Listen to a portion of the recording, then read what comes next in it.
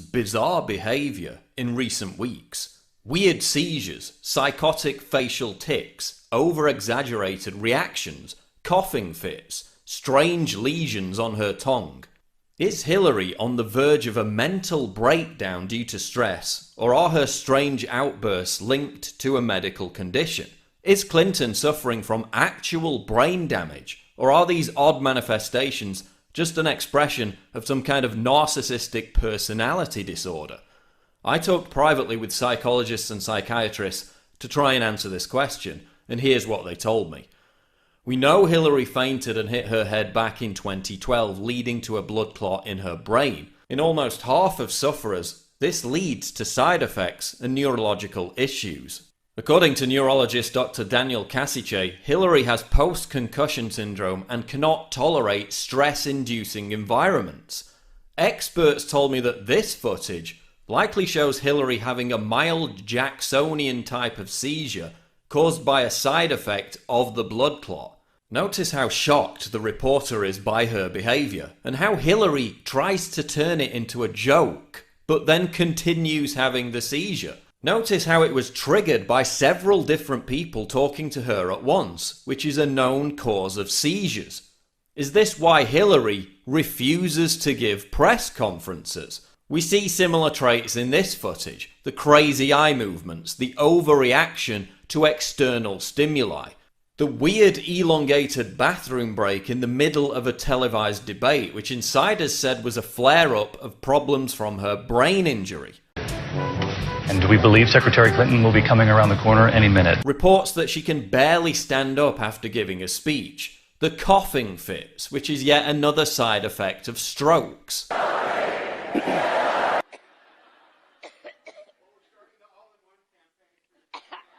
Difficulty swallowing, choking, a garbled voice, again all side effects of strokes.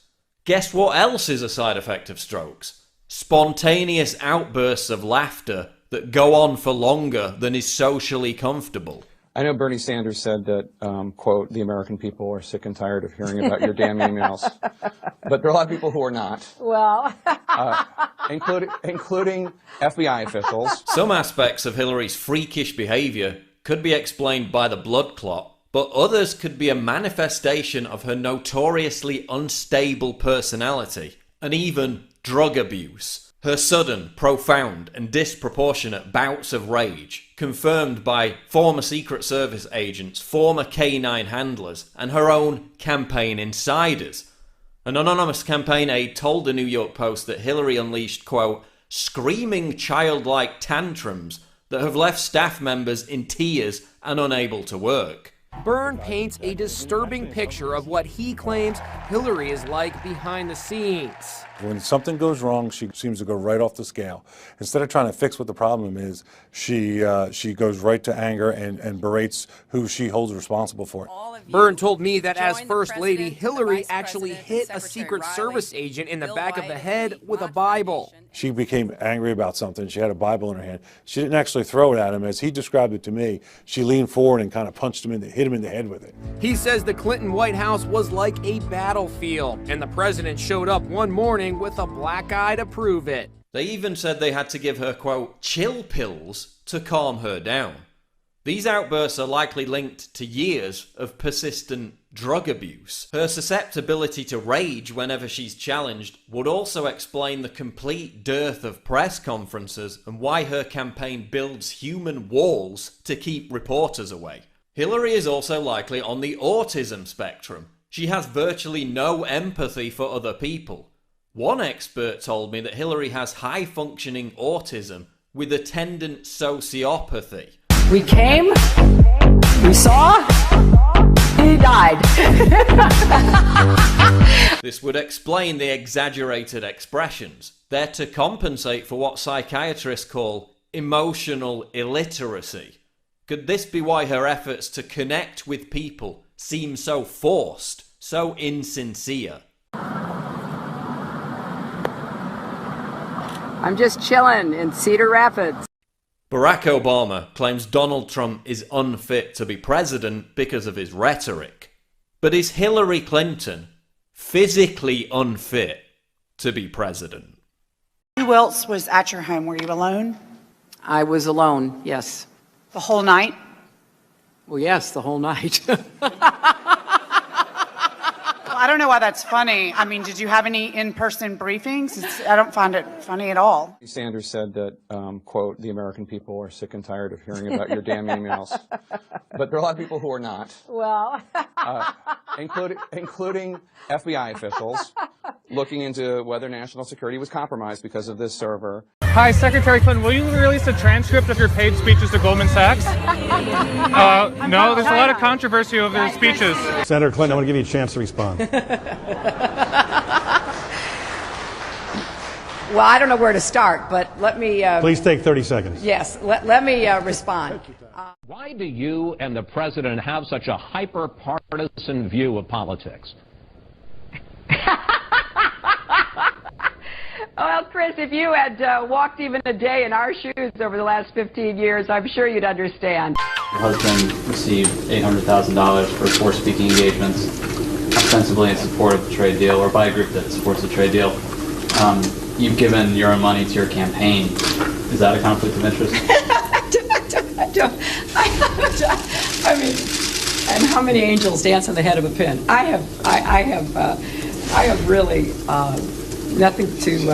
I mean, how do you answer that? I saw some evil laughter. Evil. Evil laughter. No, what's evil laughter? You know, just the way her face contorted, the different shifts in her face, and then the length of time that you laugh and smile. You can kind of tell a lot from the length of time that someone branches out with a smile. It's no secret that we're going up against some pretty powerful forces that will do and spend whatever it takes to advance a very different vision for America. Personal emails are my personal business. You know, let's release everything. Let's let everybody in America see what I did for 4 years. When you speak to the public, you say, I turned over everything. That's, for the most part, a direct quote. When you talk to the public, you say, I turned over everything. That's for the, people investigating it to try to figure out. But we turned over everything that was work-related. Every single thing. 90 to 95% of my work-related emails were in the state system. If they wanted to see them, they would certainly have been able to do so. You know what? That is maybe the 10th time you have cited that figure today. It is. And I have not heard anyone other than you ever cite that figure. Who told you that 90 to 95% of your emails were in the State Department system? Who told you that? We learned that from the State Department in their analysis of the emails that were already on the system. The Inspector General report found that less than 1% of State Department emails, record emails, were captured. So they give a number of less than 1%, and you give a number of 90%. I have absolute confidence that everything that could be in any way connected to work is now in the possession of the State Department. This pile represents the emails that you sent or received about Libya in 2011, from February through December of 2011. This pile represents the emails you sent or received from early 2012 until the day of the attack. There are 795 emails in this pile. We've counted them. There are 67 emails in this pile in 2012. And I'm troubled by what I see here. I can only conclude by your own records that there was a lack of interest in Libya in 2012. What difference at this point does it make? When I think back now to that day and what she knew, it shows me a lot about her character, that she would choose in that moment to basically perpetuate what she knew was untrue. This was a fast-moving series of events in the fog of war, and I think most Americans understand. How about more generally? Do you think there's something you can do to get a majority of Americans to believe you're trustworthy? Hi, Secretary Clinton. Would you sign this for me? Sure. What's your name? If you can make it out to Christopher Stevens. I think you knew him. Oh, no, just I'm not going to make it out to Chris Stevens. What difference does it make? Here it goes, here. The server contains personal communications from my husband and me. Only time I got on the internet, I did 2 emails, and I ordered Christmas presents from a reservation. Otherwise, I found people said embarrassing things on emails. I didn't want to be one of them.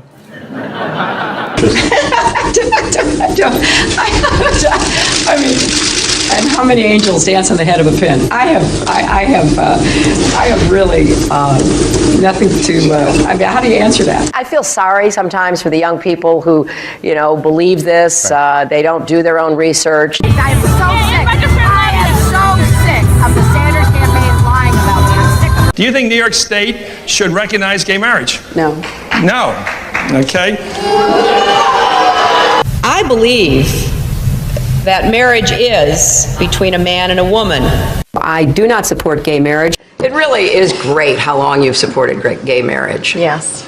I could have supported it sooner. Well, you did it pretty soon. Yeah. Could have been sooner. Fair point.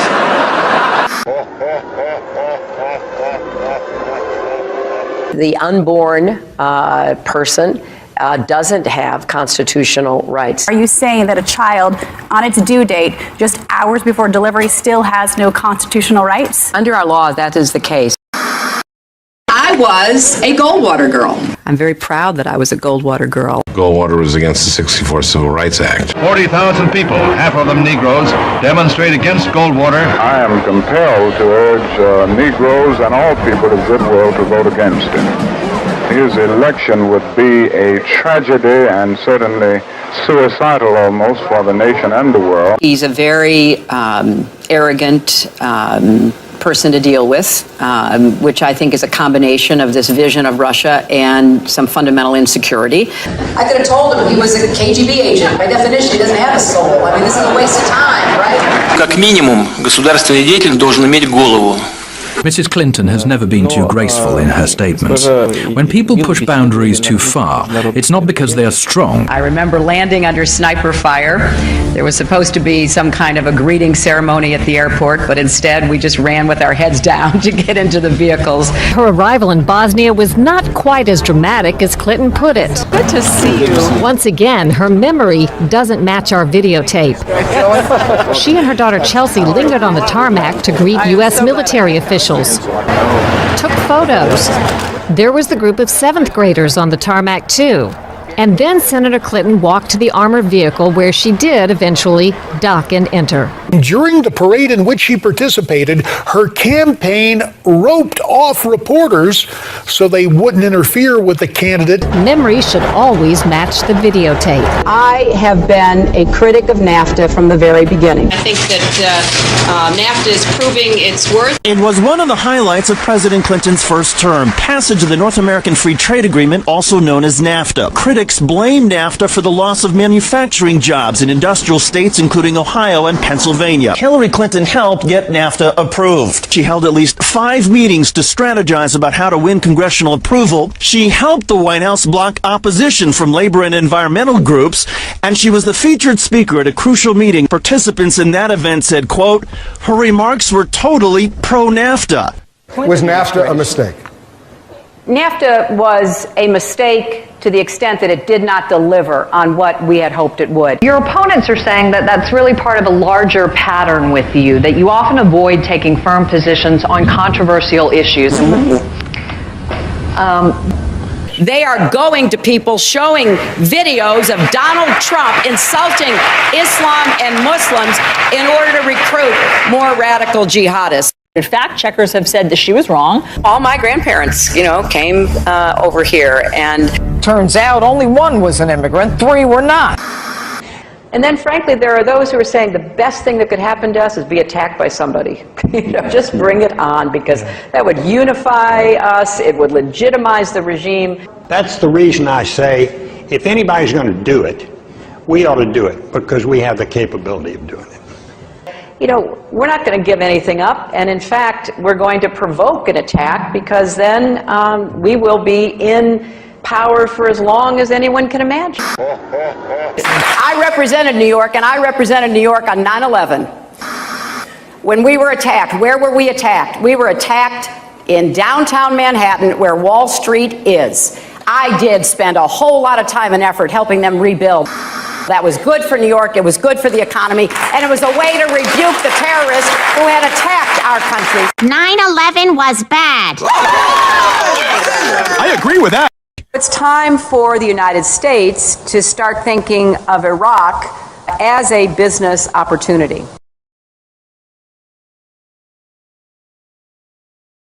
Hi, Secretary Clinton, will you release a transcript of your paid speeches to Goldman Sachs?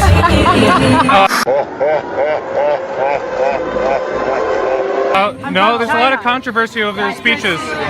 Just in July, New Hampshire, you told the crowd you, quote, take a backseat to no one when it comes to progressive values. I take a backseat to no one when you look at my record and standing up and fighting for progressive values. Last month in Ohio, you said you plead guilty to, quote, being kind of moderate and center. Do you change your political identity based on who you're talking to? No, I think that like most people that I know, I have a range of views, but they are rooted in my values and my experience. You know, I get accused of being kind of moderate and center.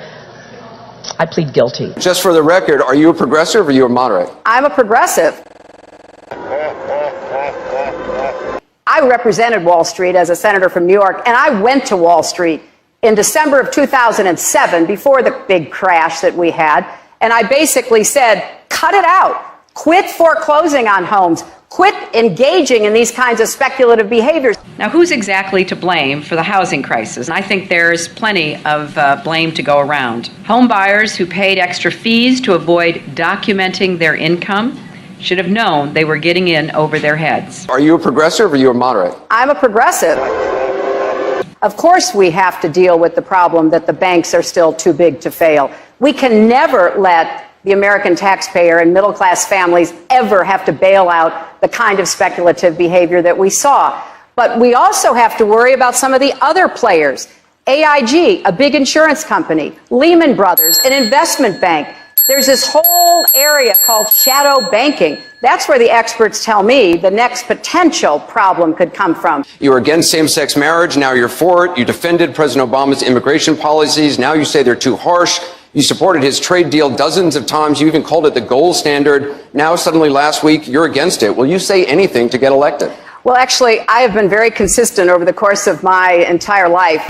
Time and time again, you hear one thing in speeches, and then you see a campaign that has the worst kind of tactics, reminiscent of the same sort of Republican attacks on Democrats. Well, I am here to say that it is not only wrong, but it is undermining core democratic principles. Since when do Democrats attack one another on universal health care? I've looked at the legislation that Senator Sanders has proposed, and basically he does eliminate the Affordable Care Act, eliminates private insurance, eliminates Medicare, eliminates Medicaid, TRICARE, Children's Health Insurance Program. This is what drives people crazy. It drives them crazy. You know, why not just come out and lay it out? This is what makes people distrust not just these politicians, but Washington, but the administration, but anybody who even raises their hand and testifies under oath, believing you're not being straight with me. In conclusion, Congress is supposed to provide oversight. The voters are supposed to provide oversight. And you were supposed to provide oversight. That's why you have special liberties, and that's why you have special protections. I am not surprised that the President of the United States called this a phony scandal. I'm not surprised that Secretary Clinton asked, what difference does it make? I'm not even surprised that Jay Carney said Benghazi happened a long time ago. Wait, you want me to tell you what my husband thinks? My husband is not the Secretary of State. I am. So you ask my opinion, I will tell you my opinion. I'm not going to be channeling my husband. Our heart goes out to you as a mother. I know how difficult it must have been for you, and you were not able to stay throughout the whole movie. I left as soon as Sean came on screen, or the person that portrayed him. I couldn't handle it. Hillary's a liar. I know what she told me. Oh, Pat. I know it must be so hard. So many people want to put this behind them and say, Hillary sat there and she testified. She testified for her own 13 hours, and they say it's done. They say there's no story about Benghazi, and that she did everything she could do through the fog of war, and she came right out and said she is not lying, suggesting you are the one who is lying about what happened at that Air Force base. Bull feathers. That's just plain old bull. I know what she said, and not only did she say it, but Obama said the same thing to me, and Panetta, and Biden, and Susan Rice. I went up to all of them, begging them to tell me what happened. And they all said that it was the video, every one of them. What's incredible, Charles, is you have contemporaneous notes. I mean, in a court of law, this is admissible if you were at that point, where you wrote down what she said. We are going to have the filmmaker arrested who was responsible for the death of my son. That's what you said at the time. When I interviewed Oz and Tig and Tonto, their first response was, who has motive to lie? Is it Mr. Woods? Is it Pat Smith? Is it Kate Quigley? Why do you think she said what she said about when they said somebody's lying? She said, it's not me. Some have sought to justify this vicious behavior along with the protest that took place at our embassy in Cairo yesterday as a response to inflammatory material posted on the internet. The natural protests that arose because of the outrage over the video were used as an excuse by... Crazy. It drives them crazy. You know, why not just come out and lay it out? This is what makes people distrust not just these politicians, but Washington, but the administration, but anybody who even raises their hand and testifies under oath, believing you're not being straight with me. She's driven to get the power. That is the driving force in her life. She does not answer questions straight out. She is the expert of not saying what she believes. She will run on attacking Republicans and being the first woman president. And, oh, isn't that amazing? Oh, it's a woman. She can walk and talk. The thought here is it's all politics. Parcel out favors to individual groups, whether it's unions here or the farm bloc there. But she is steeped in controversy, steeped in sleaze. That's why they don't want us to look at her record. I would recommend that Hillary Clinton appreciate that she's not going to be, by any means, the candidate of American women. American women have diverse views on politics, just like men. At the core of almost every one of the investigations we did for 8 years, where there were problems, and I mean major problems with the Clinton administration, she was at the core of them. It's part of the Clinton method, which is say what you need to say at any given moment and rely on the lack of memory of the American public and the support of the mainstream media to support that lack of memory. Well, the 20-year plan really is that the Clintons share power. One would be president 8 years, and one would be president another 8 years, over a span of 20 years, with a little Republican in between, perhaps. So in essence, what happened is that Bill and Hillary, in their mid-20s, before they ever took their marital vows, they took their political vow. You know, a lot of people ask me, do we have to go through all these old Clinton scandals again? Well, I have good news for you. You don't, because you can look at the new ones, because Hillary Clinton scandals are a gift that keeps on giving.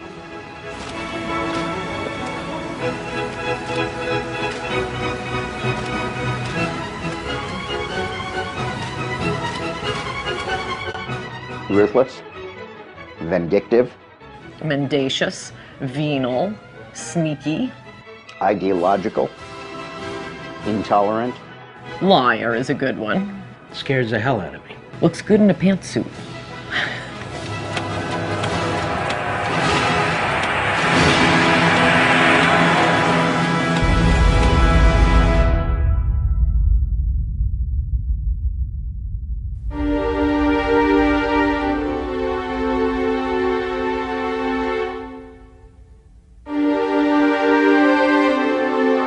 I announced today that I'm forming a presidential exploratory committee.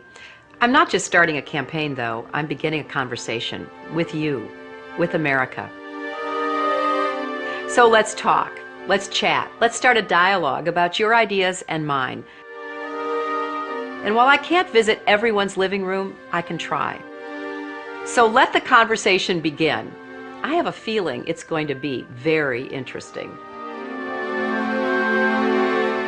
The challenge for Hillary Clinton on the campaign trail is she has to pretend to be something she's not. She's far more liberal than she's going to want to let on. That means you have to be very controlled. You can't be too spontaneous. You're pretending to be something. And I think that's going to be a potential problem for her on a couple of grounds. It's inauthentic, and people spot that. I am sick and tired of people who say that if you debate and you disagree with this administration, somehow you're not patriotic, and we should stand up and say, we are Americans and we have a right to debate and disagree with any administration. She's a person who's struggling herself with figuring out who she is, or more importantly, how she wants to present herself to the American public, because her own advisors told us her sort of authenticity and who she is issue 1, issue 2, and issue 3 for her. I don't feel no ways tired. I come too far from where I started from. She's continually trying to redefine herself and figure out who she is and project an authenticity to voters who are, of course, wondering who is the real Hillary. Hillary Rodham Clinton. Could she become the first female president in the history of the United States? Her name is known by nearly every American, but who she really is remains largely a mystery. Hillary Clinton points to her time in the White House as a large part of her qualification for the job as president. But most of the news media has conveniently forgotten that her time as First Lady was mired in controversy. The core of the controversy is how truthful Mrs. Clinton has been in answering questions, sometimes under oath, about Whitewater and other matters. She was the first First Lady to come under criminal investigation. In both Little Rock and Washington, D.C., she was plagued by numerous scandals.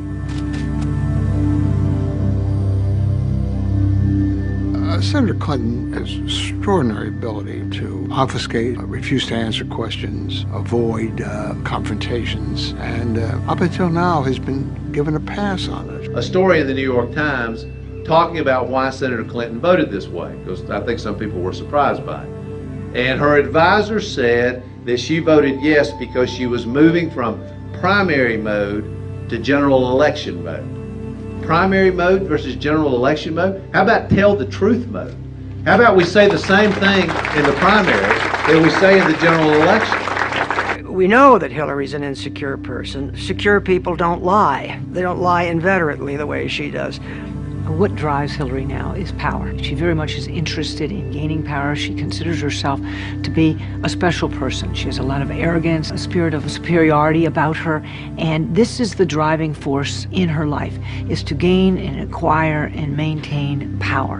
And her husband got to the top, and she saw it, she felt it, and she wants there herself. Over the past 16 years, Hillary Clinton has undoubtedly become one of the most divisive figures in America. How this makes her suited to unite the country as the next president is troubling to many. And recall Hillary speaking at a black church on Martin Luther King Day. What a coincidence.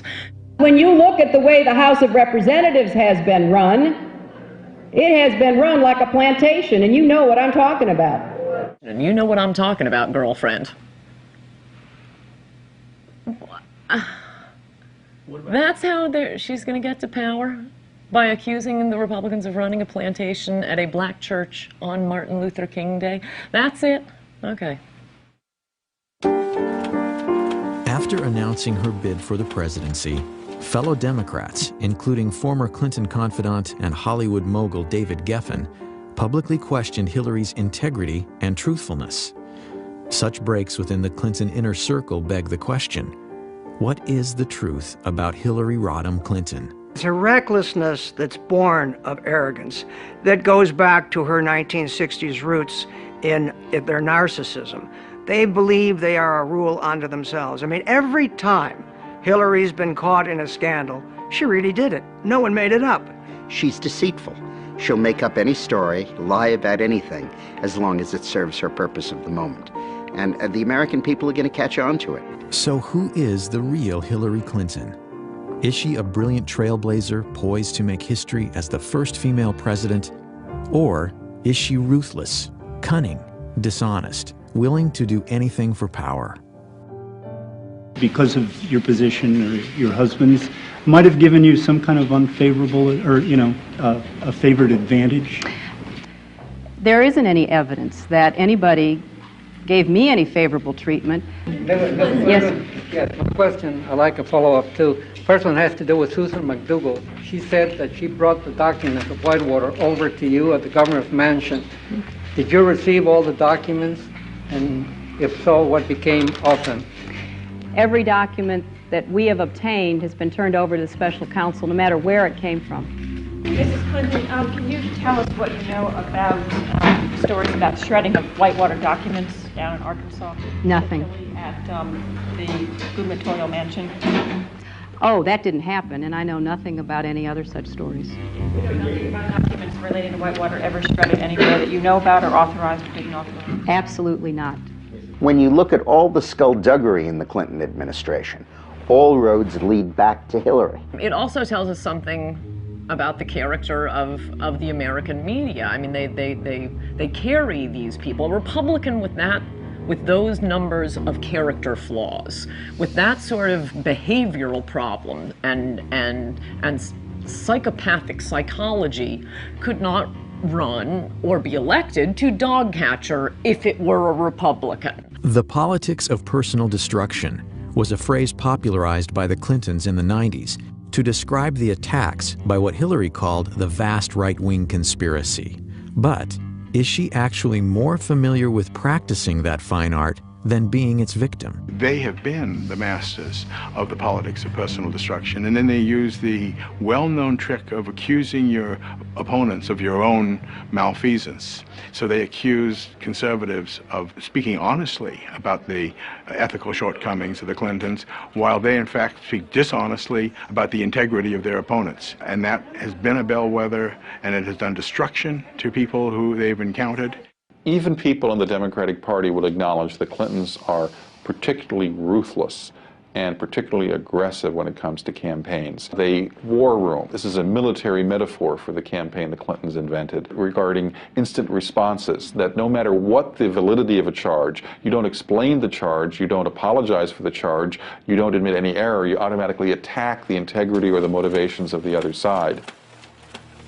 There are any number of things in the Clintons' political history that is worth recalling before you go in to vote potentially for a Clinton, in this case a Hillary Clinton. And it's a small example, but a telling one. When they turned on the travel office, where you had career civil servants doing a great job providing the travel service for the president and his staff, and they wanted to get a lackey friend in, they could have fired the guy in charge, but they accused him of a crime. They tried to ruin his life in order to be able to get him out and get their lackeys in. When the Clintons moved to 1600 Pennsylvania Avenue in 1993, White House veteran Billy Dale was the director of the travel office. Dale had faithfully served 7 previous presidents, starting with John F. Kennedy in 1961. But Dale, who had actually voted for Clinton for president, would soon discover that business under the Clintons would not be business as usual.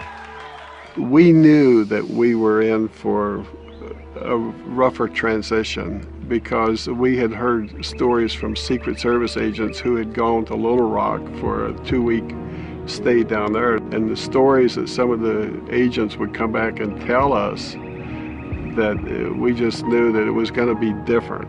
We didn't realize how different it was going to be. The new administration is free to fire anybody that they want to, but traditionally that does not happen. On the day of Clinton's inauguration, Wednesday, January 20th, 1993, Billy Dale got a call from an unknown woman indicating that Catherine Cornelius, the 24-year-old third cousin of President Clinton, would soon be working in the travel office. When I got to know who Catherine Cornelius was, she went to work in David Watkins' office, answering phones, but she never let up in her demands to take over the travel office. In the meantime, I get a telephone call from a gentleman in Ohio, and he wants to know how he can get in on some of the White House charter business. And I said, that's what I do. I arrange the charters. And he said, I know, but he says, we can make some money here. If I had made arrangements with that gentleman, I speculate that things would have been very different than as they turned out.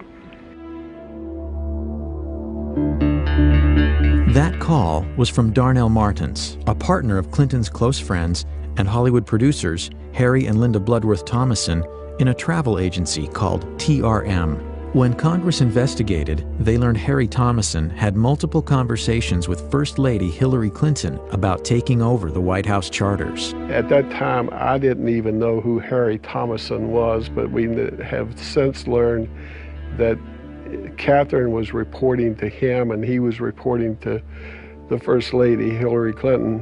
As Dale says, every new president has the right to hire new travel office staff, even though no president had done so for over 30 years. But not only was Billy Dale fired, along with 6 other travel office staff members, he was also locked out of his office. But that was only the beginning. And I got accused of embezzling $14,000 that I couldn't account for because the logs were missing. At the same time, D.D. Myers is in the press room briefing the White House press corps, telling them that we were being fired for criminal misconduct and the FBI was being called in to conduct a criminal investigation. I think that they wanted to make it look like they were doing it because there was corruption over there so nobody would criticize them, because the media liked Billy Dale and the people there. Gary Aldrich was an FBI agent for 26 years, the last 5 as an agent responsible for background checks on White House staff.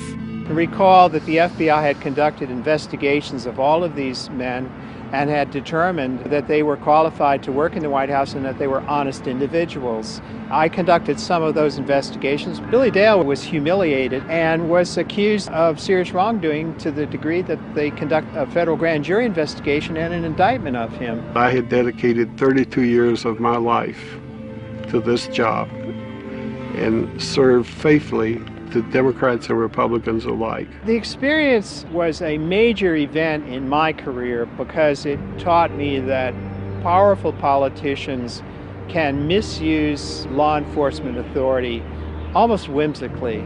And because it was the First Lady ordering the investigation, well then charges have to be found. That scared me. That was different from my experience in the FBI of 26 years. I thought if we have reached the level where a politician can get irritated with somebody and cause them to maybe end up in federal prison, we've got a serious problem. The White House Travel Office affair became known as Travelgate.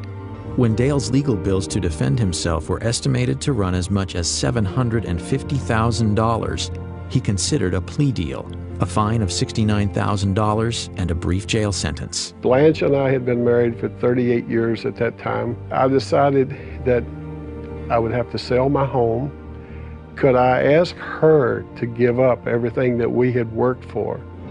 The plea bargain seemed just that, a bargain in order to save himself and his family from the unending ordeal.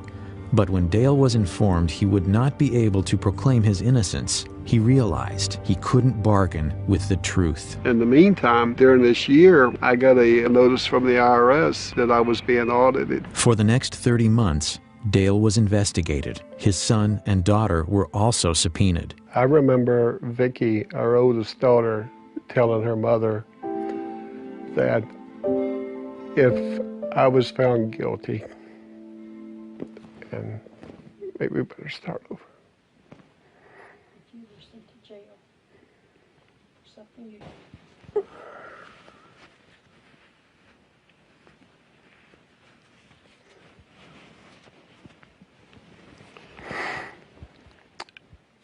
I remember during my trial, Vicki, my oldest daughter, telling her mother that if I was found guilty and had to go to jail for something that I did not do, that she didn't know if she could live in this country any longer, when the government would be responsible for doing something like that to her father.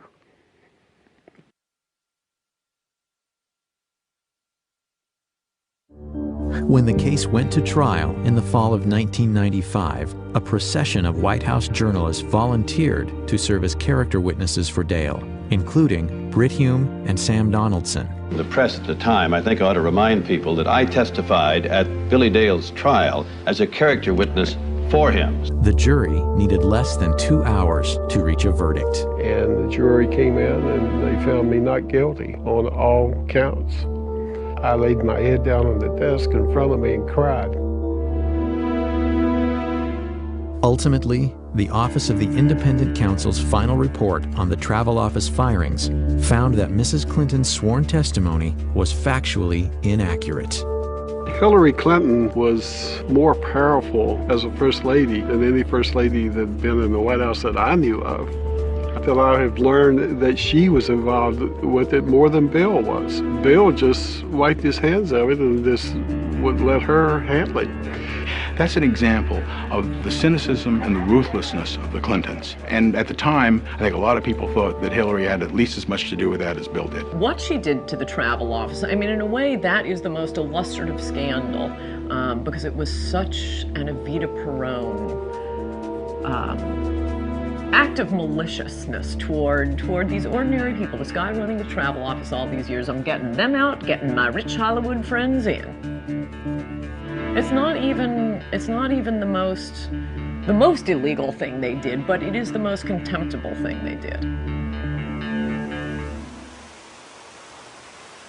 Billy Dale wasn't the only victim of what some would allege to be Hillary Clinton's brutal and corrupt political machine.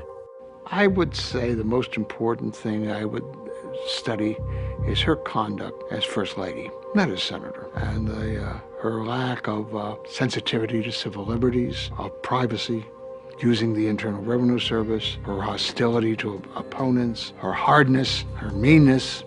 The Clinton administration, almost from its first day, started using the IRS as a threat. I know a lot of tax lawyers, and they said the odds of someone like Paula Jones with her income being audited by the IRS is like being struck by lightning twice. Others would claim that using the IRS to harass political enemies was a Clinton White House specialty, one reminiscent of the strong arm of Richard Nixon. They're both very smart, very politically ruthless, very hardworking, great work habits. Some of them not complimentary, very cynical, willing to do things that are beyond the pale of proper conduct. Proper conduct would not include using private investigators to intimidate. Those allegations come from several women involved with Bill Clinton, including Jennifer Flowers, Elizabeth Ward Grayson, Paula Jones, and Kathleen Willey. The scare tactics, being followed, being audited by the IRS, their homes broken into. I mean, where does it end? Clinton supporter and campaign worker Kathleen Willey was a White House volunteer who alleges that President Clinton sexually assaulted her during a meeting in the private study off the Oval Office in November of 1993. I kept thinking to myself, what in the hell is he doing? That's what I kept thinking, and which sounds silly at the time, but I was getting embarrassed for him. If that's just, this is just not proper. You have to remember, this was at the time when there was a lot of speculation about his womanizing, and I was the loyal Democrat, and I would not allow myself to believe that that was true. I just thought it was all just rumor. Willey believes that Hillary Clinton was well aware of the tactics used by the Clinton White House to intimidate perceived enemies.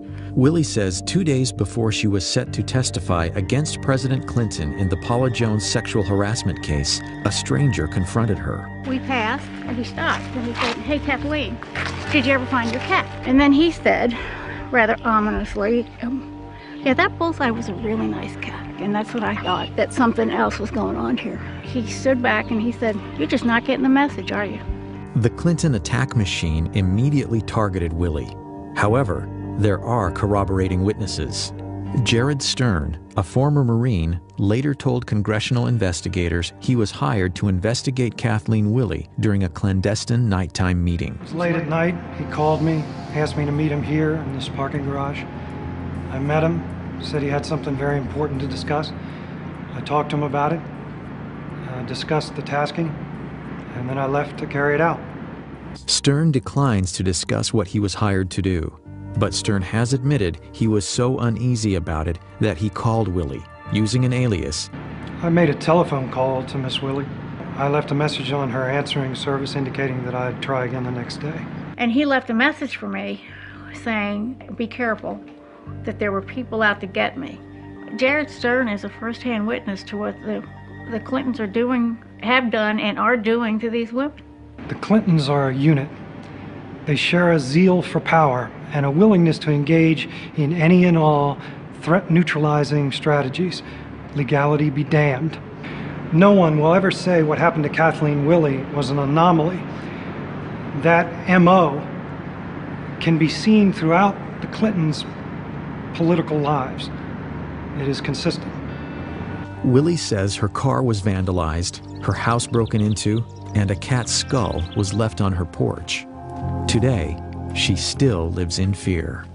And I don't understand how any woman in this country could vote for a woman who does that to other people, who sets out to destroy and ruin these women who have crossed paths with Bill Clinton. They're power hungry. They stop at nothing.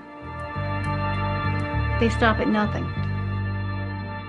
If you put me to work for you, I'll work to lift people up, not push them down. I finally parted company with Hillary Clinton when I saw how she was using private detectives to investigate the women who were linked to her husband. Not to change him, not to reform him, not to make him a better person, but to cow the women into silence so that he could get elected president. I do not want that woman controlling the IRS or the DEA or the NSA or the FBI or the CIA. Not in a democracy, I don't. I mean, think of what it says about Hillary Clinton, that she was willing to put up with his open philandering, with anything in a skirt who wanders before his eyesight, all for the power. At least with Bill Clinton, he was just, good time Charlie. Hillary's got an agenda, and she's willing to put up with that to be president of the United States. She's got a to-do list when she gets to the White House. Hillary Clinton's Machiavellian behavior, her tendency to manipulate, deceive, and destroy for personal gain is nothing new. This woman, now a hero to feminists, gained much of her power during the Clinton presidency from her ability to deal with her husband's infidelities. Bill was always heavily involved in the policies of his administration, but he left chasing down his women and silencing them, pursuing the scandals and lying about them, escaping culpability for any of the things in their past, to Hillary. She was his Nixon. She was his evil equivalent. She was the one who made sure that nothing got to him because she was so good at it. And she was.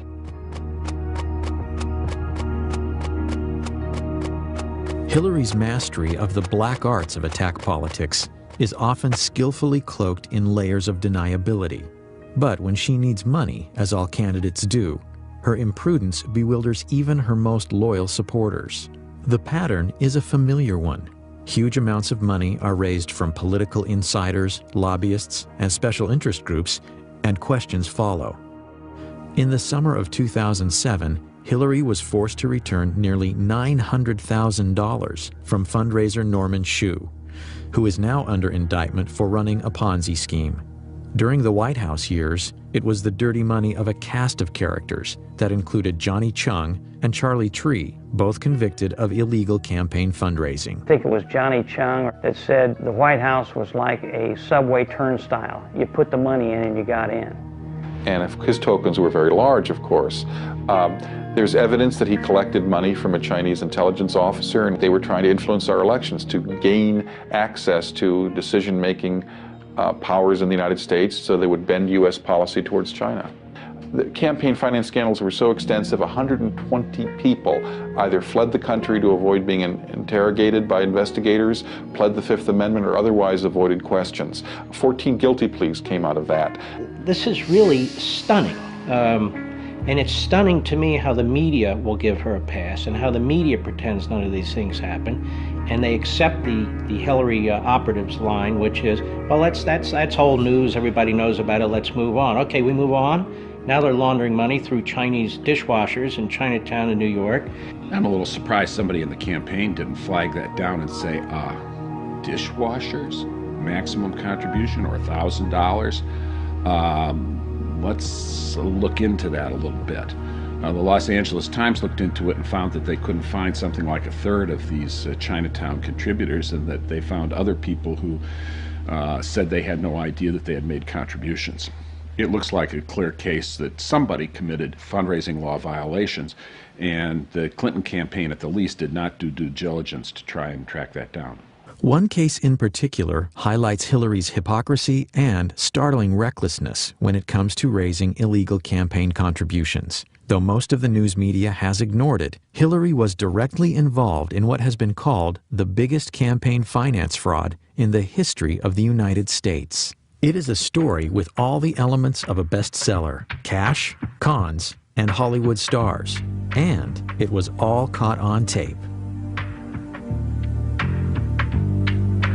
Few businessmen have seen the career heights and depths of Peter F. Paul. I've been fortunate to spend time with some of the world's most celebrated figures of the 20th century. One of my idols was Salvador Dali. He had a big influence on the way that I directed my life. In the early 1980s, Paul, a Miami lawyer with a past criminal record, including convictions for cocaine possession and fraud, headed to Hollywood for a fresh start as a promoter and producer. After doing various projects in Hollywood, I decided, after meeting a fellow who was a out-of-work model, that there was an opportunity for me to prove that I could cultivate a media icon.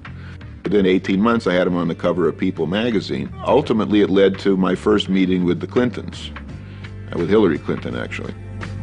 In February of 2000, Peter Paul met with Hollywood charity fundraiser Aaron Tonkin. Tonkin was a celebrity-obsessed con man who in just a few years went from being homeless to one of the Clintons' top money contacts in Hollywood. Like more than a few Clinton associates from the past, Tonkin ended up in federal prison for unrelated fundraising scams. Aaron, it's Hillary Clinton. I just wanted to call and wish you well for this evening. It was a growing new relationship. I don't know where it ultimately would lead, but I suppose not in a good place, because all the people that I met around them, that I dealt with in different events, have all gone to prison. And these are very close people, mainly to the president. Through Tonkin's connections to the Clintons came an interesting offer. In exchange for donations to Hillary's 2000 Senate campaign, Paul would gain access to Bill Clinton for business opportunities once Clinton left the White House. I had become a very close friend of the creator of Spider-Man, Stan Lee, and we had started a company together in late 1998. So I embarked on this effort to try to hire Bill Clinton when he left the White House as a rainmaker for the company, Stan Lee Media. We had a luncheon at Aspargo's for 12 people who were influential in the community, and we also raised some money for Hillary. And at that point, I indicated that my plans were to hire Bill when he left the White House. She responded by saying that she would help if I became a major supporter of her campaign. In June of 2000, Paul agreed to finance what would be the largest and most lavish political fundraiser ever staged in Hollywood. It consisted of a concert, a dinner, and a reception. In my office on July 17th, I got a phone call from Hillary Clinton. Paul, who had a habit of videotaping many of his encounters with Hollywood or DC power players, says this tape is evidence of 2 criminal offenses committed by Senator Hillary Clinton. The tape seems to indicate Clinton's participation in the planning of the event, violating federal election statutes. I think that whatever it is you're doing, is it okay that I thank you? I think it's tremendous. No, you know what? We're having a good time trying to help out. Well, I'm very appreciative. It sounds fabulous. I got a full report from Kelly today when Hillary says she's not sure about what she can or cannot say, is she admitting that her input on the event could be illegal? I think that whatever it is you're doing, is it okay that I thank you? Hillary Clinton refers to Kelly. Kelly is Kelly Craighead, Hillary's senior staff assistant at the White House. Hillary's confirmation that she had been fully briefed on my progress and that she would be involved on a personal basis whenever needed, committing a violation of the federal election law. I know I talked with Chair, and she was just great. Just said, she really was excited and I hadn't talked to her, so you had to have really done a good job selling it to her. And her reference to Cher being induced to contribute her singing services, all of them colluded to hide this from every investigation. All of the expenses that I paid for entertainment and costs of various fundraisers for Hillary were never legally reported. But what I discovered was, because Hillary was involved directly, personally, and indirectly through her agent, Kelly Craighead, in conceiving the event, in soliciting the money to pay for the event, and then coordinating the expenditures for the event, clearly the two of them were violating federal law.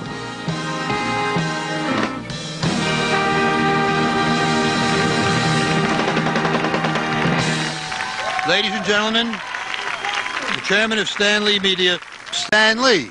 I just want to welcome you all to the Hollywood salute to President William Jefferson Clinton. It was the biggest event ever produced in Hollywood for a president. Muhammad Ali, John Travolta, Brad Pitt, Shirley MacLaine, the Steenburgen, Gregory Peck, Cher, Diana Ross, Patti LaBelle, Toni Braxton, Melissa Etheridge, Sugar Ray, Michael Bolton, Paul Anka. We had over 100 stars. The entire leadership of the Democratic Party was there, and it was a magical evening.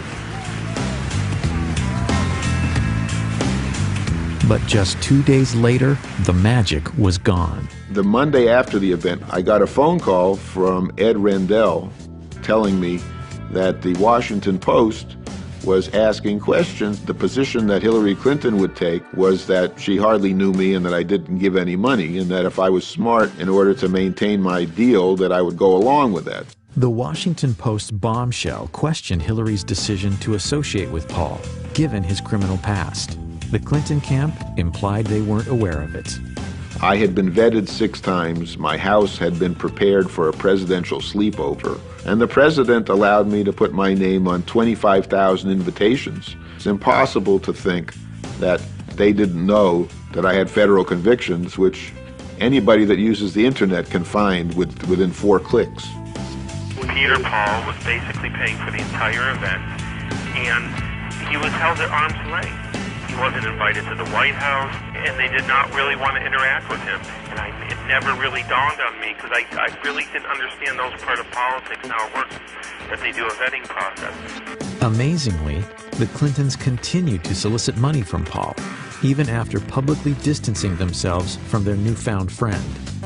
On August 24th, a fax was sent to my office on Hillary's letterhead, the Hillary Clinton for Senate letterhead, by her finance director, David Rosen, asking me to transfer $100,000 in stock.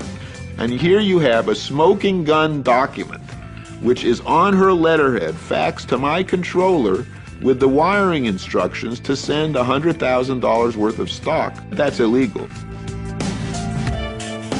When I became Hillary's biggest donor, no one made any reference to concerns about my credibility, my truthfulness, or my ability to honestly do business.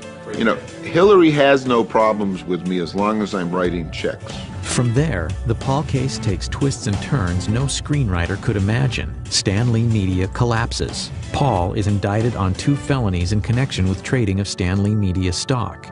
He's arrested in Brazil by Interpol and languishes 2.5 years in a Brazilian hellhole of a prison awaiting extradition. She's never called me a liar, and she's never said that my allegations are false. What she has sworn to is that she can't remember some conversations that we had in detail. I'm not asking anybody to like me or to trust me or even to believe me. I'm asking people to look at the record that is undisputed and to come to their own conclusions regarding the suitability of Hillary Clinton to acquire the highest office in this country. June 9, 2000, did you discuss with Hillary Clinton supporting her campaign in exchange for President Clinton helping you in your business concerns? Yes. Did Hillary Clinton pledge President Clinton's support for your business interests? Yes. August 13, 2000, at Barbara Streisand's home, did you talk with Hillary Clinton about supporting her campaign, provided President Clinton help you with your business interests? Yes.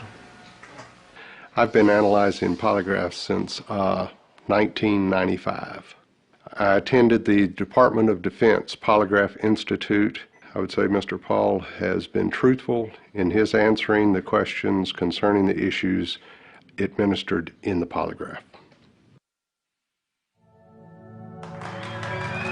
It was the most lavish affair of all.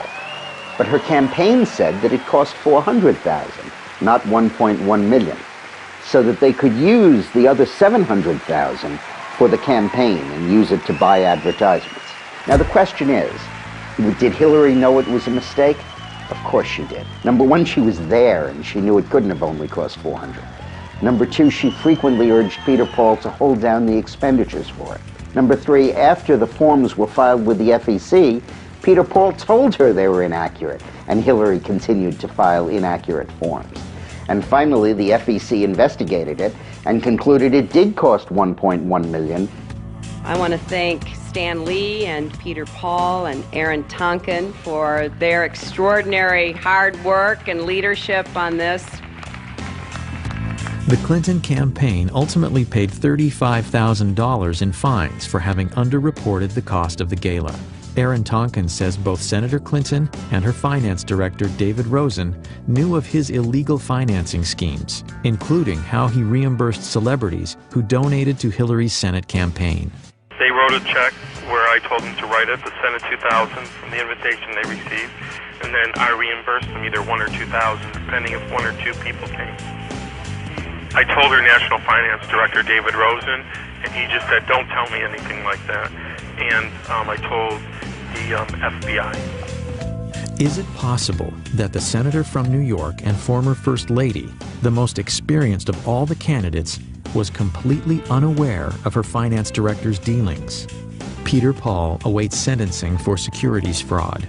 He vows to spend the rest of his life trying to expose what he characterizes as Hillary's chronic pattern of corruption. Well, I think that, like William Safire said in the New York Times, Hillary's a congenital liar. Even David Geffen, who was a supporter of hers, commented on her facility with lying. So if she can do this as publicly and in such a gross and unvarnished way, then imagine if she got additional power in the White House and what she would do with that.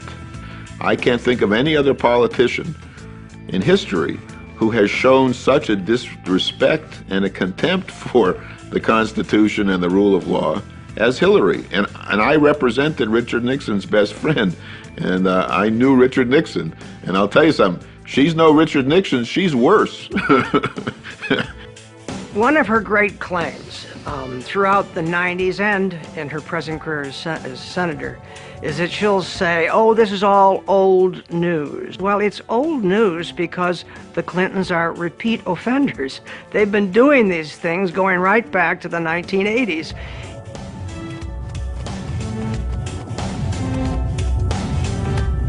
As a senator, Hillary Clinton has basically done nothing of note. She's not been a leader in national security. She's not been a leader on economic issues. She's not been a leader on anything. Is Hillary really the most qualified to hit the ground running if elected president? After all, she was First Lady for 8 years and now a senator from New York. Referring to her opponents, she said, quote, "There is one job we can't afford on-the-job training for. That is the job of our next president." First Lady ever to be the first woman from the state of New York, Hillary Rodham Clinton. Hillary says we should elect her president because of her tremendous accomplishments in the United States Senate. Well, she's passed roughly 20 bills. Let me tell you what some of them were. To commemorate the 225th anniversary of the American Revolution, to express our appreciation to Alexander Hamilton, to name the Thurgood Marshall Courthouse in Lower Manhattan, to honor the men's and the women's lacrosse high school team from Syracuse High School, to express the sense of Congress that Harriet Tubman, who died over 100 years ago, should have received a federal pension. But is that the legislative gravitas and qualifications on which to elect a president of the United States? Is she kidding? During her Senate campaign, Hillary promised to create 200,000 jobs, largely to benefit economically depressed upstate New York. And if you help me get elected, I'll work day and night to put this plan in effect for the people and children of New York.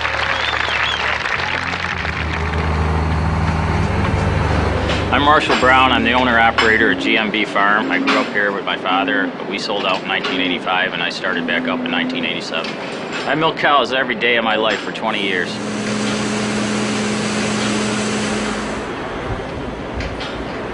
Agriculture is New York State's largest industry. I don't know if Hillary was told that when she got off the plane or not. Dairy farming is the largest segment of that. 3 years ago, Illary Clinton came to Oswego County. She said she had a plan for the dairy industry. Like all her plans, she never gives any specifics, but it's going to make everything all wonderful for us. 2 years after she gave her I Got a Plan speech, the price of milk dropped to the same level it was in 1979, and I'm losing my ass. Senator Clinton's promise of 200,000 jobs for upstate New York was one of the most irresponsible statements she ever made. Because A, it proved to me that she had no clue of what was wrong with upstate New York, and B, there's no way the federal government can deliver that.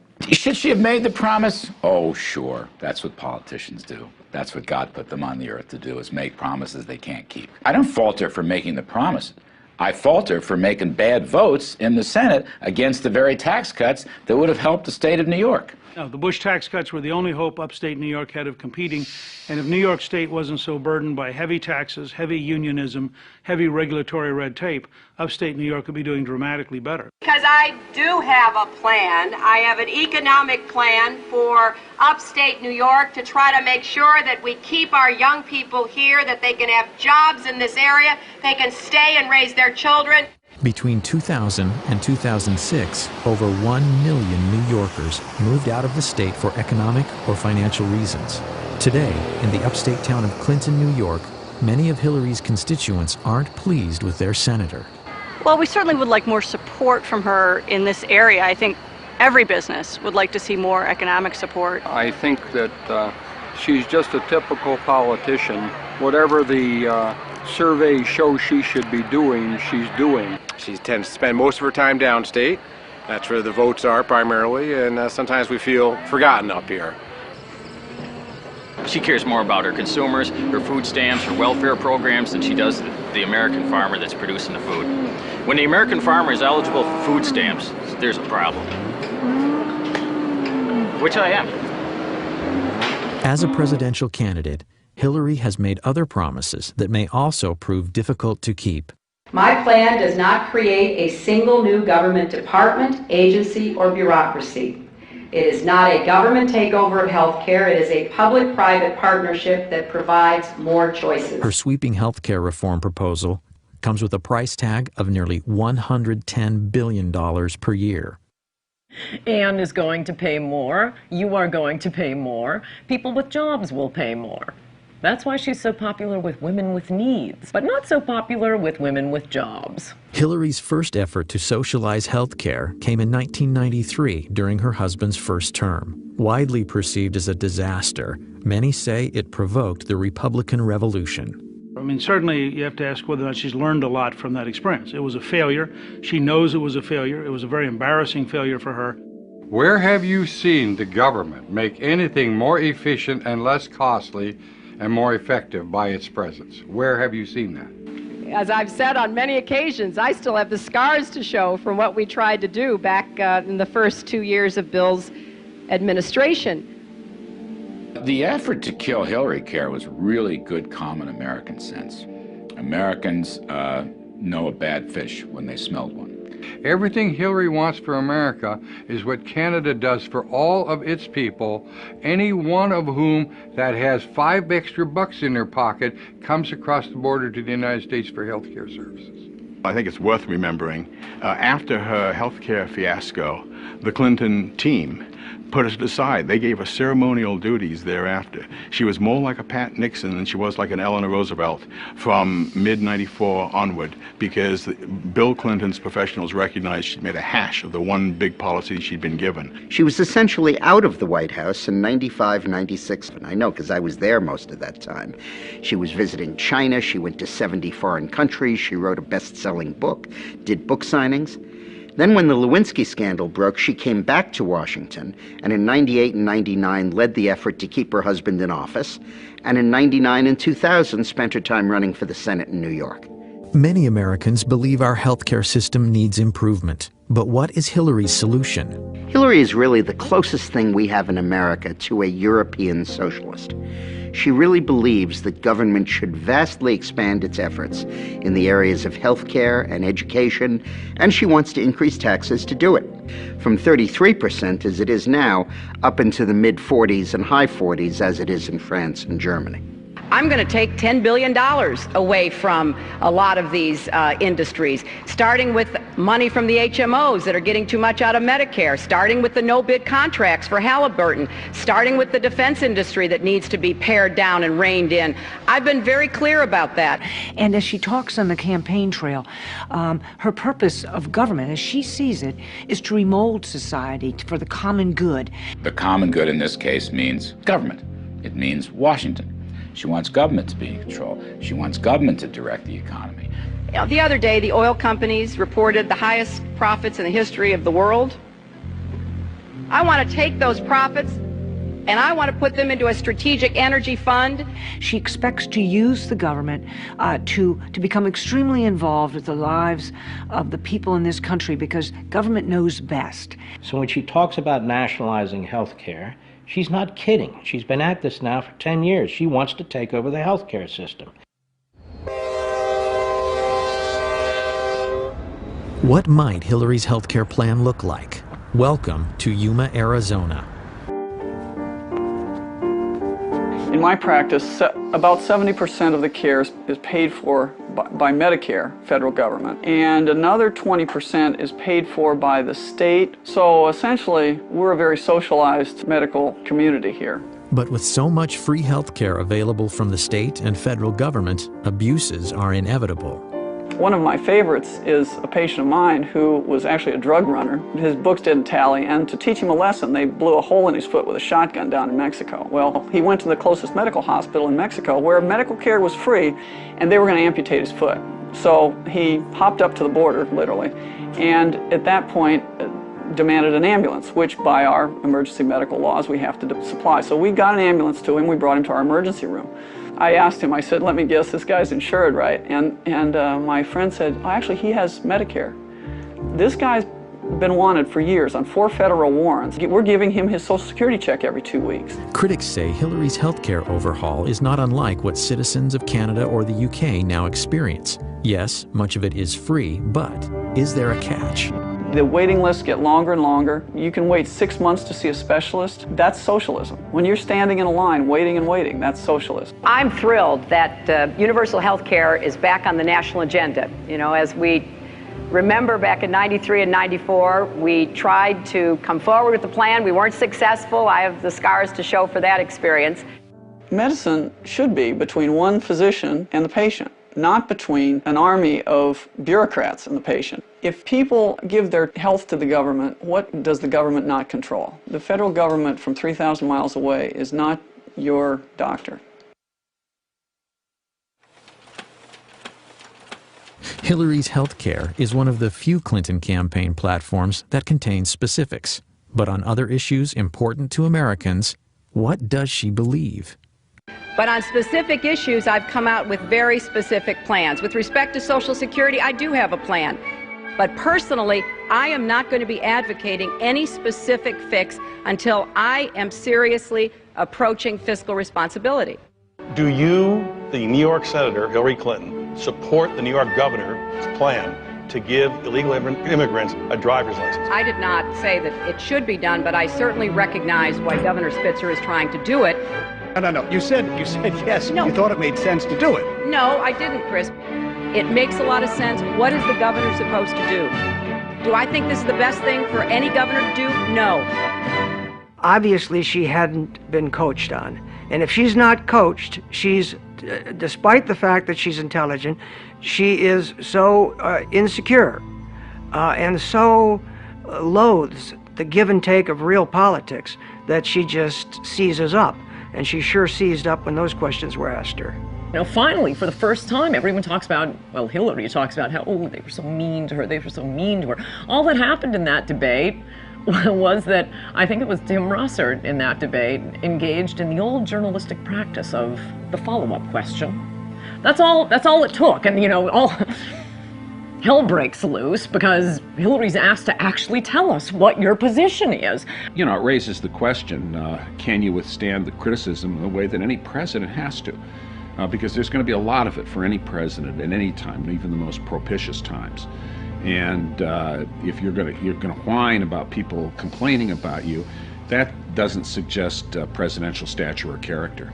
I can support the president. I can support an action against Saddam Hussein because I think it's in the long-term interests of our national security. If I had been president in 2003, I never would have started this war. And if it is still going on when I am president in 2009, I will end it. I was one who supported giving President Bush the authority, if necessary, to use force against Saddam Hussein. I believe that that was the right vote. If I had been president in October of 2002, I would have never asked for authority to divert our attention from Afghanistan to Iraq, and I certainly would never have started this war. So it is with conviction that I support this resolution as being in the best interests of our nation, and it is a vote that says clearly to Saddam Hussein, this is your last chance. Disarm or be disarmed.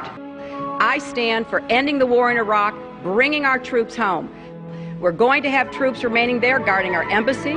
We may have a continuing training mission, and we may have a mission against al-Qaeda in Iraq. There's one Hillary who says, I'm going to bring the troops home right away when I'm elected president. Another Hillary who says, I'm going to keep troops in Iraq indefinitely. One of these two women is lying. I think she did that as long as she thought that it was still politically advantageous to support the war effort. Once 2006 kicked in and the war became quite unpopular, at least for a while, then she started moving to the anti-war position, reversing her positions which she held only months before. Not because her heart was full of pacifistic leftist tendencies, because she thought it was the politically expedient way to go. Flip-flopping on a driver's license is one thing, but words do matter, particularly when they impact the lives of our soldiers and their families. He loved being a Marine. He looked me square in the eye and he just said to me, he said, Dad,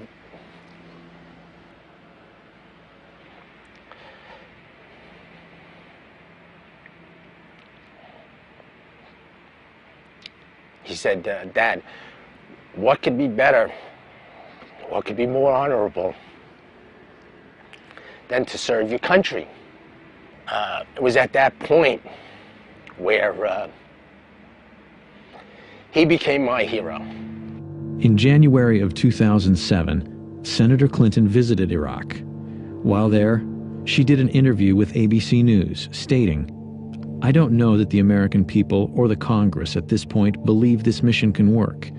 And in the absence of a commitment that is backed up by actions from the Iraqi government, why should we believe it? Because I was in Baghdad at that time, and we talked about that.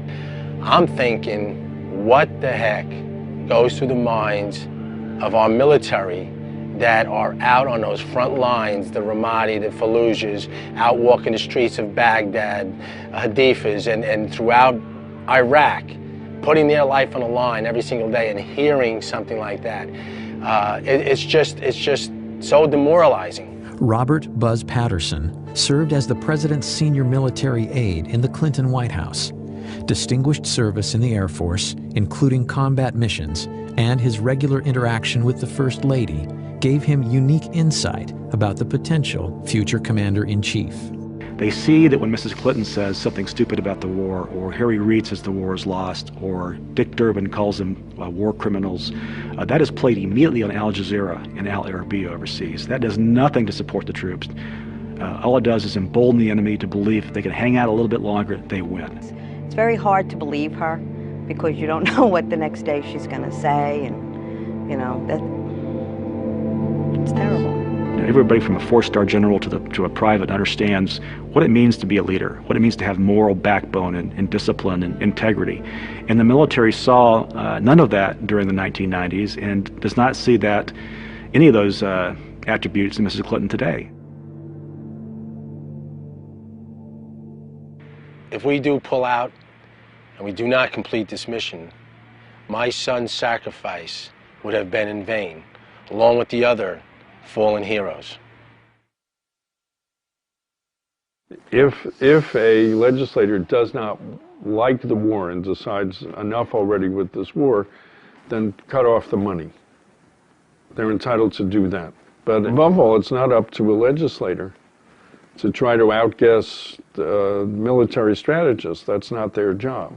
So you say again, okay, well, she's flipping, she's flopping. No, she's not flipping and flopping. She is lying. She will not take responsibility for calling and asking our good, brave soldiers to put their life on the line. She will not take responsibility. Every Democratic candidate, they all want to just get out of Iraq, just whatever it takes. When the fact of the matter is that you can't have good security in Iraq until you've dealt with, at a minimum, Syria and Iran, because they're the ones who are arming, training, and running a lot of these terrorists. The war on terror isn't the only issue where Hillary is trying to have it both ways. When it's politically expedient, Hillary campaigns on her husband's presidency. But when the polls say otherwise, she abandons their record. But she can be selective in terms of, you know, cherry picking and making determinations that she's now suddenly the face of foreign policy, that she, you know, shaped economic policy, except for the stuff that didn't work out, in which case that was somebody else's problem or somebody else's fault. Ladies and gentlemen, you have just heard a stunning illustration of my real campaign slogan: buy one, get one free. This is as much about Bill Clinton as it is Hillary Clinton. I mean, for purposes of this election, it's one and the same. Buzz Patterson carried the nuclear football for President Clinton. While serving in the Clinton White House, he learned firsthand about the former First Lady's qualifications. When she was moving them around the White House hallways and corridors, the edict was for us to avoid eye contact with her so as to preclude her from making exchanges like good morning, good afternoon, and therefore those of us that worked in and around herself and her husband would oftentimes dive into open office ways or doorways to avoid her stare. Well, I saw her vent on her husband many, many times. In one particular situation, we were at a fundraiser. As we entered the elevator to go to the top floor of this hotel, Mrs. Clinton lit into her husband with every profane four-letter word you've ever heard in your life, and as a military guy, I've heard them all. Anger really took me by surprise, how vicious it was and how profane it was, and then of course we got to the top floor of the elevator, of the hotel, and the elevator opened. They were holding hands and smiling and waving like they could turn it on and off in a heartbeat. Both Clintons are well aware the war on terror could be the key issue in Hillary's run for the presidency. Both have been quick to fault the Bush administration for failing to prevent the 9/11 attacks, while absolving the Clinton White House of any missed opportunities. There were many times, 8 to 10 that I'm aware of, in the 1990s that we either had a chance as a country to capture bin Laden or to kill him, 8 to 10. And every time we had a viable opportunity, Clinton chose not to pull the trigger. You know, and I'm certain that if my husband and his national security team had been shown a classified report entitled "Bin Laden Determined to Attack Inside the United States," he would have taken it more seriously than history suggests it was taken by our current president and his national security team. Patterson says that's laughable. He says President Clinton was briefed by multiple U.S. intelligence agencies of al-Qaeda plans to attack the United States. We knew about the potential. Nick specifically pointed to the possibility of using hijacked airliners into the Pentagon, CIA headquarters, and it also talked about New York City. Cyrus Nowrasteh is the award-winning writer-producer of the ABC miniseries The Path to 9/11. Though his movie takes aim at both the Clinton and Bush administrations in the days and years prior to 9/11, Nowrasteh says he and his film were targeted by the Clinton machine. There was a huge coordinated campaign to discredit the movie and me and get Disney ABC to pull or recut the movie. In the weeks just prior to air, Narasta's home address and email were posted on various pro-Clinton websites. I got death threats at my house, I got hate mail, and they set about basically trying to destroy us and stop this thing from airing.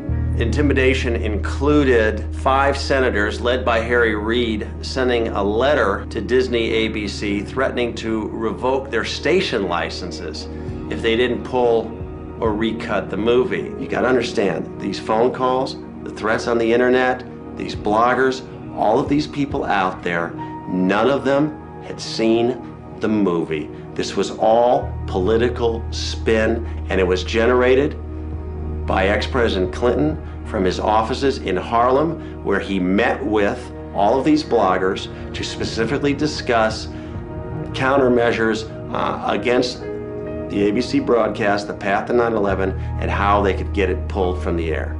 Disney ended up cutting about 3 minutes from the over 5 hours of the broadcast. So I'm going to show that to you now. They have the compound surrounded, they know where bin Laden is, Mr. Berger, is this something and what they need to do is coordinate with Washington, so they're on satellite phone communication with Sandy Berger, Richard Clark, George Tenet, et al. From Washington to basically get the final green light to go ahead with this operation. Our people are in place. Now, it's been confirmed that Osama bin Laden is in the building on the site. You are the National Security Advisor. Can't you give the order? Look, George, if you feel confident, you can present your recommendation to the president yourself. So if it all goes bad, it comes down on my head, like Janet Reno in Waco. The buck stops down the hall.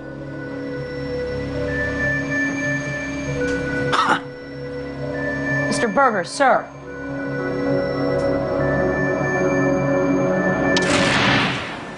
Unbelievable. Did they abort us? Yes. It's shocking that ABC would bow down to Bill Clinton on the path to 9/11. It's shocking that Bill Clinton would ask. You can't imagine Walter Mondale doing that. I don't even think you could imagine Jimmy Carter doing that. President Clinton has said he never got that close to getting Osama bin Laden. But national security experts have said on the record that the path to 9/11 was accurate. The path to 9/11 got it right. That's why they were upset. We exposed the hot button truth that they've been trying to bury for years. The $40 million project was a ratings smash with nearly 28 million viewers. It later received 7 Emmy nominations. But if you want to catch The Path to 9/11 on DVD, you can't. ABC Disney won't release it. Why would they pass up millions of dollars in DVD revenue? I think the initial attacks were really about President Clinton's legacy. However, now, a year later, with the DVD being suppressed, I think it has become about Hillary's run for the White House. All I can say is what the exec at ABC told me, which is if Hillary wasn't running, this wouldn't be a problem. Hi, Mr. Berger. How are you doing? Hello, everybody. I have just a brief statement. Last year, when I was in the archives reviewing documents, I made an honest mistake. It is one that I deeply regret. Former Clinton National Security Advisor Sandy Berger pled guilty to stealing and destroying highly classified documents from the National Archives and lying to investigators. I might say it seems Sandy walked out of the National Archives with some PBDs in his BVDs and some classified docs in his socks. I was surprised and astonished when I learned that he had taken documents out of the National Archives, stuffed them in his socks. I have written that the only reason Berger might have done this was at the behest of Bill Clinton or someone of similar stature who wanted information or, single copies of unique copies removed from the archives. The papers reportedly revealed Clinton's response regarding the Millennium Bomb plot and Sudan's offer to turn over bin Laden in 1996. But because Sandy Berger destroyed these critical secret documents, the American people may never know the truth about these events or the Clinton administration and 9/11. The documents that he stole pertain specifically to the sequence in the miniseries that they were upset about. I believe they are criminally guilty of distorting history. There was a smoking gun in there in terms of what the Clinton administration knew about bin Laden. Sandy Berger had a mission. That mission was to go in and clean up history, clean up mistakes, destroy any evidence of error or culpability to actions that led to 9/11. He accomplished that. He basically paved the way for her to move forward and give Bill a free pass. I mean, it's that simple. Sandy Berger was fined, lost his security clearance for 3 years, and was disgraced, especially in Washington. But he has resurfaced. Reportedly, Berger is now an advisor to the presidential campaign of Hillary Rodham Clinton. It's either that he's really good at foreign policy, which I doubt, or he knows something, or they owe him, and I think that's what it is. Do I think he should be advising Hillary Clinton? I think he's a perfect candidate to advise Hillary Clinton. He's sleazy, he broke the law, he will do her bidding. He should be her chief of staff, as a matter of fact. Hillary is tough on terror as long as it's popular. But once again, the real Hillary Clinton remains a mystery. We went through all the speeches that were posted on her website, some 200 of them, and there's no speech that's about counterterrorism or talks about the threat to the homeland. Whatever Mrs. Clinton took away from the 9/11 experience is now slipping away. Or perhaps she never meant it in the first place. But as far as I know, Senator Clinton simply has not wanted to discuss with clarity and certainly with the kind of authority you would expect from a now senior member of the Senate Armed Services Committee, that we are at war with a totalitarian ideology. I'd like to see a president in either party who is going to be honest about the nature of the danger and willing to stand up and say this is what needs to be done, even if it's not popular at the moment. She doesn't seem to have any instinct to be able to do that, whatever her high intelligence might be. Who is the real Hillary Clinton?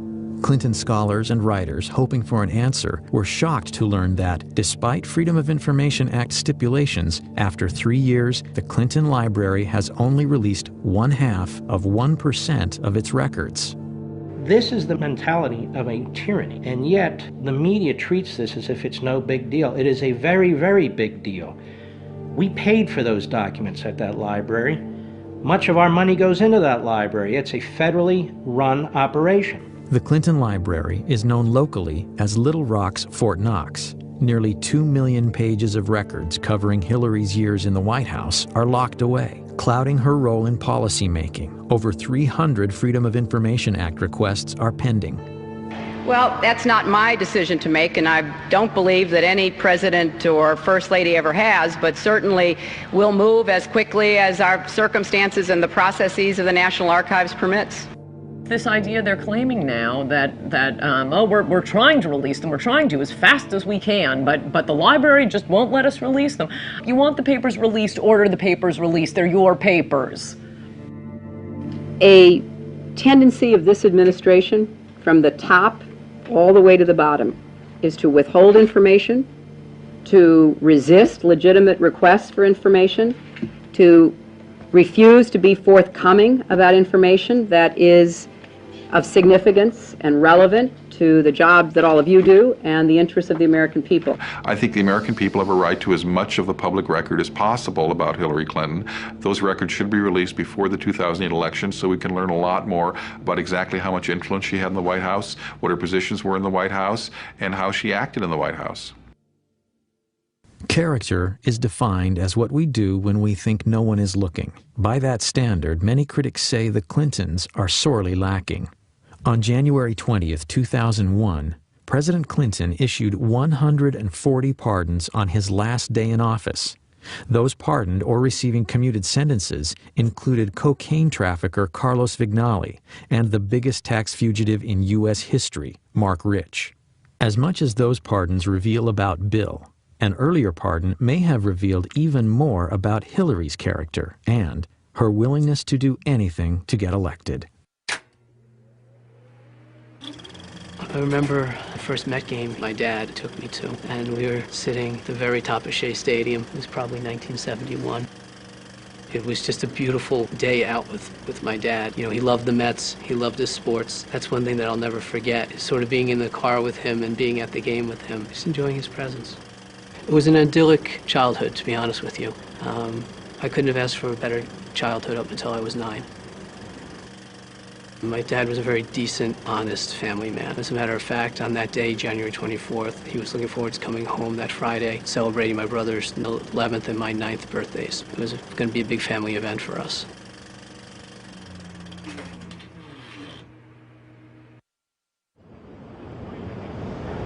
Fraunces Tavern has an extraordinary place in American history. It's where the Sons of Liberty met. It's where George Washington bid farewell to his officers at the end of the Revolutionary War. And it's also the place where Frank Connor, my father, was murdered in 1975. On January 24th, 1975, I was working as surveillance on the west side of Manhattan, and the sirens started to go off. Just an endless stream of fire trucks, police vehicles going down to the southern end of Manhattan. A short time later, turning on a radio, easy to find out that there had been a bombing at Fraunces Tavern. Nobody dreamt that this was a daytime bombing of a restaurant in New York City in the United States of America, because it simply was not the sort of thing that happened in America. The senseless bombing had been perpetrated by what was arguably the most active terrorist organization in U.S. history, the FALN. But in 1975, the FALN was a newly formed, previously unheard of organization that through deadly violence advocated complete independence for Puerto Rico. I kept hoping and thinking that maybe he's under rubble, trying to get through and there's a mistake. It really didn't happen, that he was okay. My mom says now that all she wanted to do was run. She wanted to run out the door and keep running. I remember I was a little tiny 9-year-old, and I was one of the guys that picked me up, and I was sort of punching him in the back, not knowing how to react to something like that.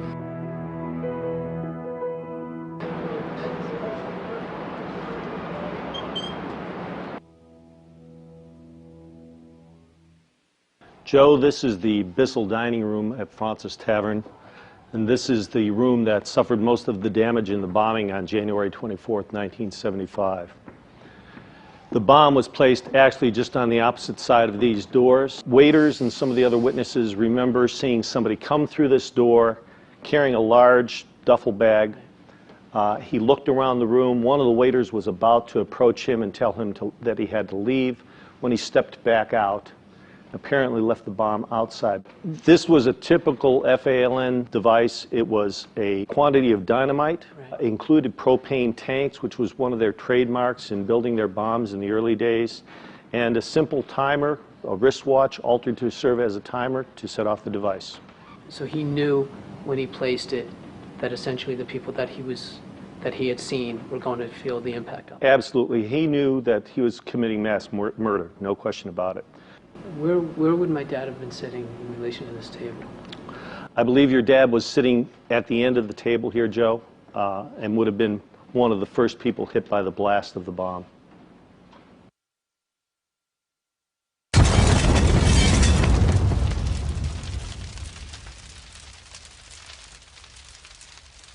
Joe, the bomb being just outside this door here, when it functioned, much of the blast came, of course, through into this room, knocking down this door, and that shock wave would have taken everything in the room and just made missiles out of it. So you have victims that have pieces of glassware, pieces of silverware pushed into their bodies as a result of the blast.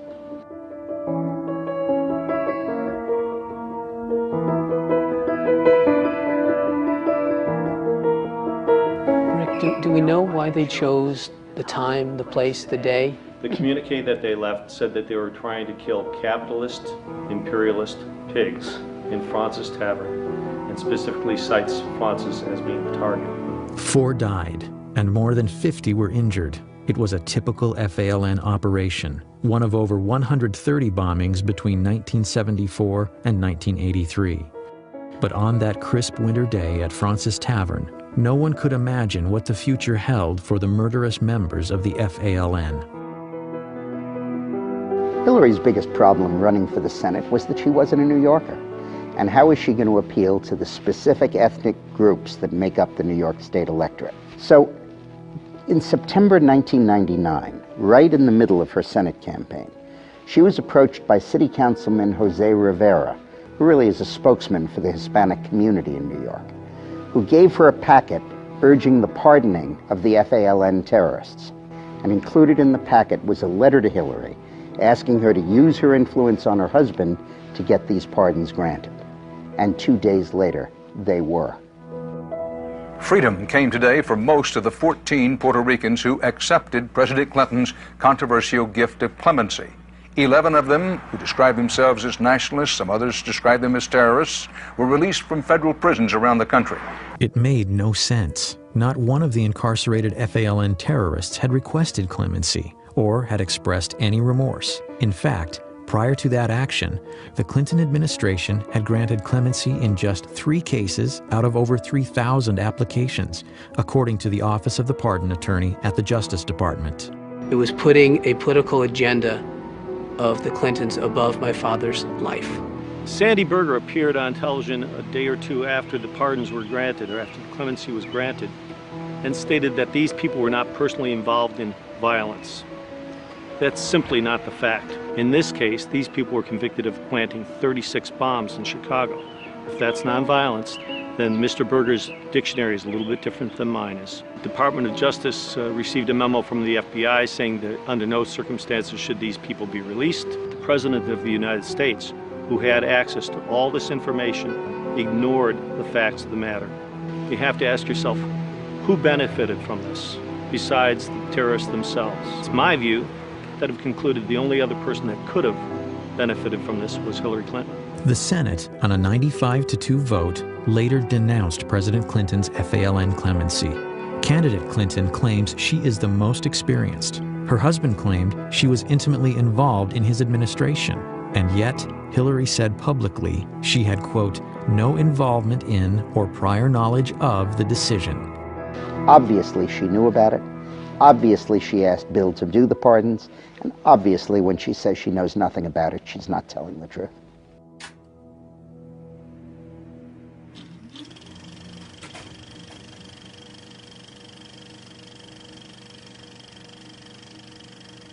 How dare they? My father was a decent, honest family man, and he was being forgotten or used as a political pawn by those people who didn't have his decency, didn't have his family values, and wasn't the kind of man that my father was. We've had only 2 father-son presidencies in the history of our nation. We may be on the verge of the first husband and wife commander-in-chiefs. Historically, Americans have never been keen on dynasties. So it's worth remembering that a vote for Hillary is a vote to continue 20 years of a Bush or a Clinton in the White House. American people deserve to know that their presidency is not for sale, the Lincoln bedroom is not for rent, and lobbyist money can no longer influence policy in the House or the Senate. The problem with nostalgia is what we tend to do is you only remember what you like, and you forget the parts that you didn't like. So what John Edwards is saying about outmoded thinking and nostalgia is really, I think, expressing a reluctance to turn American democracy, which is very, I think, meritocratic, over to 2 families.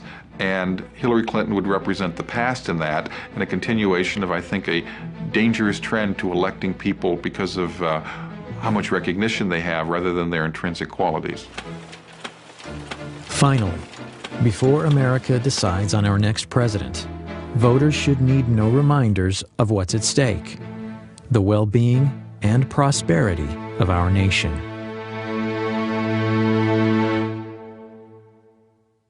We uncovered a radio show that Eleanor Roosevelt, her heroine, did in 1934. Eleanor Roosevelt was asked during the show, when will a woman become president? Her answer, when a majority of the American people have trust and confidence in the integrity of her. And that's the challenge that Hillary faces. It's been said, and I agree with it, that this is the most personal political choice that Americans make. We're very interested in their personality traits, their person that they could trust, that they would like. That's where I think Hillary Clinton as a candidate has great defects.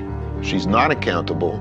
She'll never be accountable personally for anything that she does.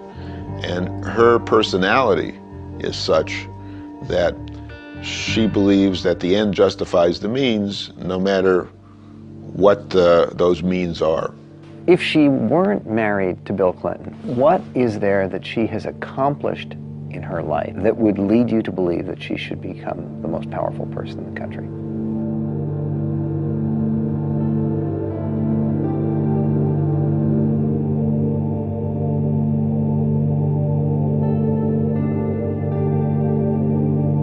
Which candidate is most likely to be able to be successful in protecting us from the threat from radical Islam? That is the central crisis of our time.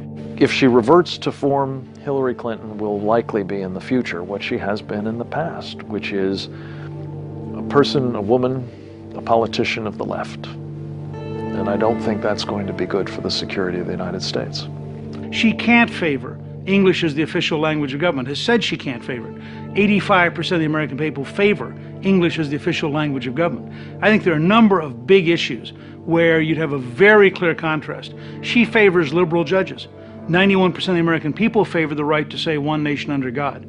The bigger this campaign is, the bigger the choice is, the more trouble she's in. What will be important, though, and this is some baggage she has to deal with, is the idea of a co-presidency, the idea that Bill Clinton will be back in the White House. Because I think when he left the White House, people had had enough. I can't imagine that Americans want to go back to the 90s and the country being dragged into this ugly, dysfunctional family drama. I certainly don't see Hillary Clinton as someone who can unify the country. President Bush didn't. I don't think she would either.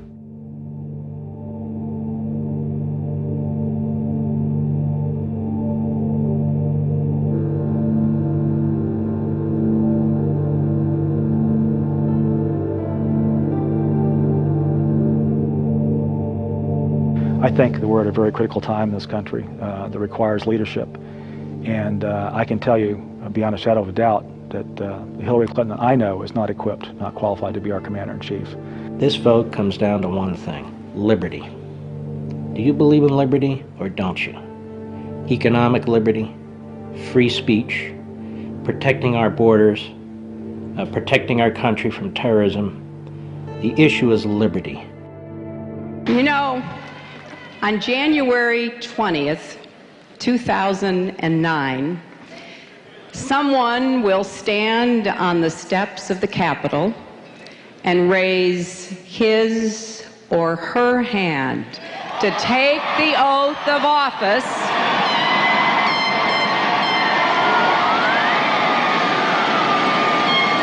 as the 44th President of the United States of America.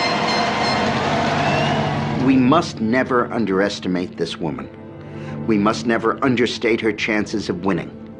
We mustn't be lulled into a state of security and complacency by the newfound moderation that she likes to talk about. And we must never forget the fundamental danger that this woman poses to every value that we hold dear. You see, I know her.